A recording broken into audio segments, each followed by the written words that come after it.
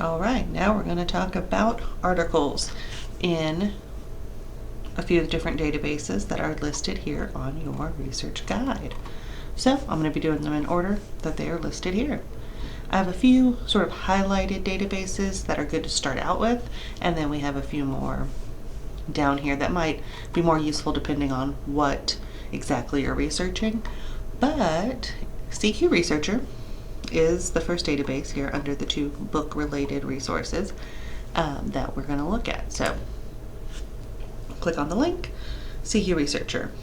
This is a database that focuses on sort of controversial issues that typically have a political angle, like someone has passed legislation related to the issue. So if you're looking for just straight up history, this is probably not going to be the resource for you. But when we're talking about indigenous sovereignty, that kind of thing, Native American rights, this is going to be a resource that has some useful information. So actually, if you can do a pretty basic search, that's something that's nice about this database, is it's very structured for people who are just starting out doing database research.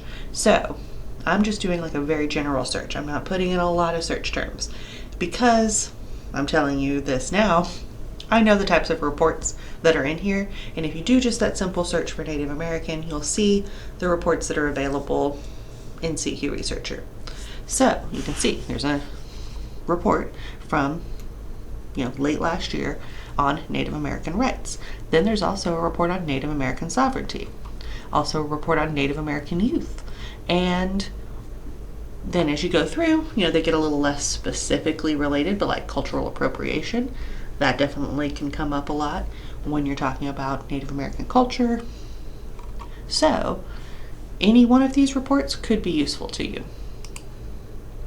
I like these because they're kind of structured like a Wikipedia page, where they give you a lot of background information, a lot of statistics, a lot of examples. A really good place to start when you're trying to wrap your head around a particular issue. And so this is, tackling a lot of issues within Native American culture. So if you find something that you would find useful here, so if you're scrolling through and you see, the poverty declines but remains disproportionately high. Definitely some of these topics deal with poverty among Native American communities, so this might be very useful. So, and they're not quite as long as a book, so you can typically read the whole thing to see if it'll be useful to you. So if you wanted to use this, you can click Cite Now, click MLA, and there's a citation created for you. So back to the research guide. Here's another database called Opposing Viewpoints. This is going to be, they don't have just that one type of reports, they have a few different types of resources in here. Now, this particular day, they're showing this Bureau of Indian Affairs topic, which is relevant to our interests. But this is sort of like what they're featuring for the day, so it might not always be what's there. But definitely you can see all the different types of resources that are available. You can also do a search up here. So if you wanted to, you could do a very general search.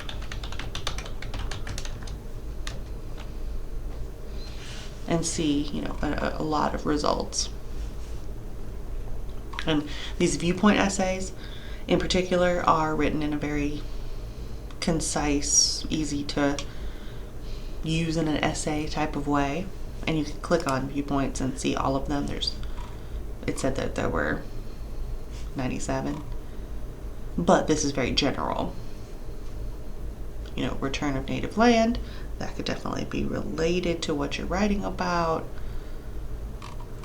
Or you could narrow up your search up here. So if you wanted to look for Native American and poverty, you can see viewpoints that specifically deal with that. So you can look at this and it'll give you sort of a Wikipedia-like explanation, but it's stable, it's academic, it's from the library resources, has much more stability, and somebody has definitely read it to assure its accuracy. To cite this resource, you would click Cite, and it defaults to MLA, and you've got a citation right there. So, back to the research guide, and there's a few other databases listed here that are similar to Academic Search Complete. Academic Search Complete is a very large database that covers a lot of different topics and a lot of different subject areas, where when we're doing research like this, a lot of different subjects are involved: sociology, government,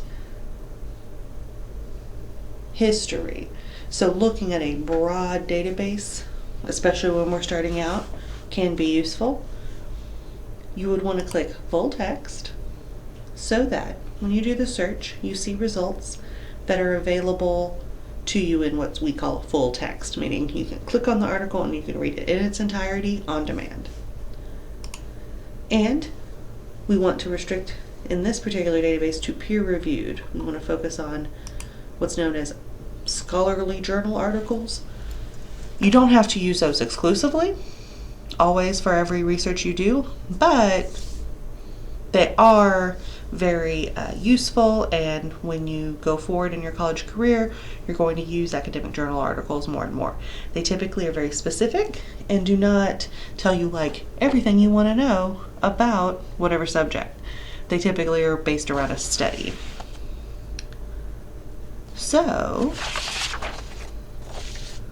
you might try a search. Like I said, we're trying different varieties of terminology, and you have to spell it right. So I'm going to look up indigenous poverty.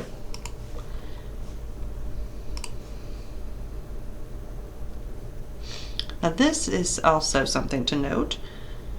Indigenous people exist all different places. So not every article about indigenous people is going to talk about the United States. Also, not every article about Native Americans is going to talk about the United States, because Canada also is part of North America, and sometimes they're indigenous people referred to as Native Americans as well. Another thing to keep in mind is here where it says date newest, we want to sort our results by relevance. That's what this little box does. So if we click relevance, it takes all of our results and sorts them so that the most relevant results based on our keywords are up at the top. So this is an example of indigenous poverty in New South Wales. That's Australia. So if you want to restrict it just to the United States, you can come down here where it says geography and click United States. And there you will see we're sorted by relevance. We are restricted to United States. And so Indian country poverty, that looks like it's going to be pretty relevant to what we're looking for. So if you want to read this article, you'll click full text, just like we did in the ebook database. And here's the whole article. Usually they have this thing called an abstract, and that is going to tell you it's going to tell you a summary of the article.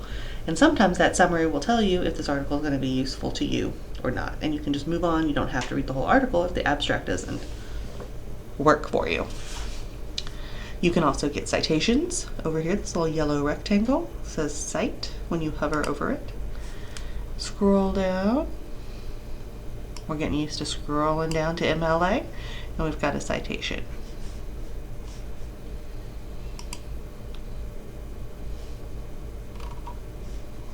And you can use different search terms, or this particular database would be useful probably for any of your topics. So for example, the no DAPL movement.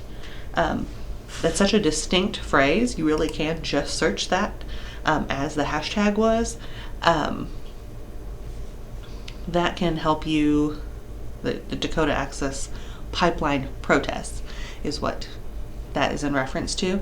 And so you can see articles about the Dakota Access Pipeline protests.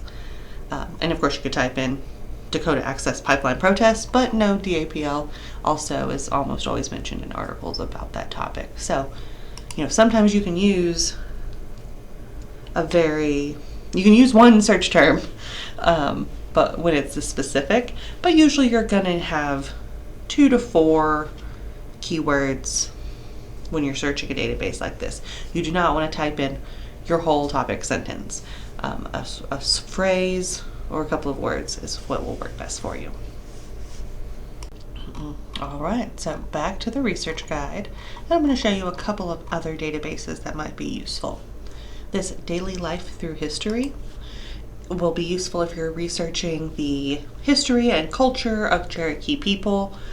This has some nice little sort of historical sketches that talk about,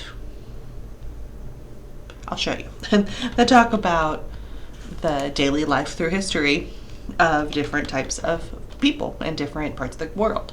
So I'm going to look up Cherokee, and you can see this. Now, when I first saw this, I was like, syllabary?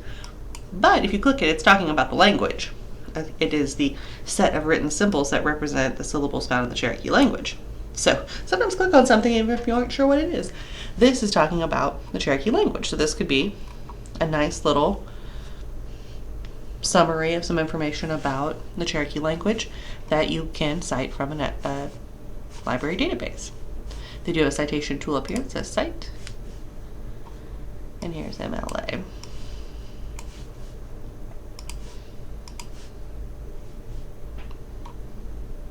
And so then you also have biographical sketches. Native American activist and first female chief of the Cherokee Nation, this Wilma Mankiller. So, depending on what aspect you're exploring, this could be a useful database for you. Additionally, underneath that is this Annals of American History here on your research guide. This is a good resource for primary source documents, which primary sources mean like something that was written or a speech that was given at the time of a historical event. So, when you read a book now or you read an article, it's usually a secondary source where it's analyzing something that happened before, but primary sources happened at the time of the event. So you can do a search, but one other thing I found interesting and useful was if you come up here and look at these little timelines, you can see 1841 to 1849, Manifest Destiny. If you've done any reading already about the displacement of Native people, then Manifest Destiny will be familiar to you because that was basically what triggered the displacement of the indigenous people. So you can click on that and you can see all these documents and uprooting Native Americans from 1841. It's pretty interesting to be able to refer to a primary document when you're discussing this kind of thing, a historical event. And usually it has like a little context up here at the top and then the actual text of the work. This is a letter. Again, that's something else that would be a primary source document. A letter written at the time of the event, or a letter that explains what's going on. So, this kind of thing. A nice supplement to a set of resources that you can get from a library database. And then down here, there's information about citing the page. It does not say if it's in proper MLA format or not, so you would need to refer to a resource like what I had shown y'all earlier over here, this MLA guide. So you would use this to, compare with the citation there and make sure that you have everything in the right order. There are some other databases listed here. They're going to be more useful depending on what you're doing research on, or if you haven't found what you needed in the other databases. So these are going to be more on like a depending scenario. So I can always help you with those once we get into class, or if you don't make it to one of my classes, you can of course contact the library, and I'll show you that up here under Ask a Librarian. This is different ways you can contact the library. You can email us. Do select the Plano campus just because we are the most familiar with your assignment. You can do chat. You can see I can type in a question. Hi, I am looking for sources about, you can explain what you're looking for, and there's a librarian standing by to answer your question and have a live interaction with you. You can also, of course, call, but I will say for research purposes, your best bet is either to come in person or chat or email. But the chat is very great for that kind of real-time back and forth where we can send you links and we can send you screenshots and really work with you. And of course, also on the research guide, you have my email address right here. You can email me directly. Ignore that pop-up, but you can email me directly. I do not work the library is open more hours than I work. So if you are hoping to get a response very quickly and it's a weekend or an evening, I would refer you to Ask a Librarian,